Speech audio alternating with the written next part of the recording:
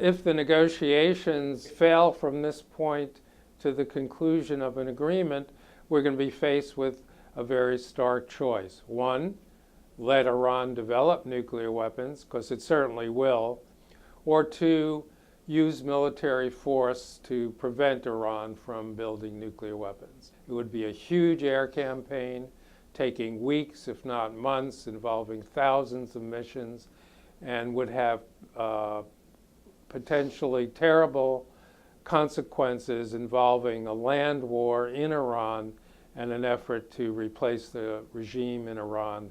Now, we don't know that there will be a treaty. This was an agreement in principle, and much has to be worked out on the details both of the controls and safeguards on Iran's nuclear fuels, and also the details of how the U.S. and its allies will lift the economic sanctions against Iran, which are the coercive measure that brought Iran finally to the negotiating table.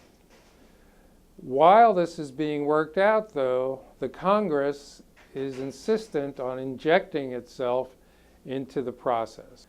To my mind, this is an unwarranted and a counterproductive congressional intrusion into a process which belongs to the executive branch. It's the president and the executive branch which is charged by the Constitution in conducting foreign relations with other countries. The Congress gets to ratify treaties when treaties are concluded, and the Congress has various other legislative capabilities, such as imposing economic sanctions on countries. But the Congress should not be interfering in day-to-day negotiations or creating conditions which are making such negotiations more difficult. This is crazy. I can't emphasize enough how important these talks are. If Iran is stopped from getting nuclear weapons, that'll cut the number of nuclear weapon powers at 9, well below the number which was expected not many years ago.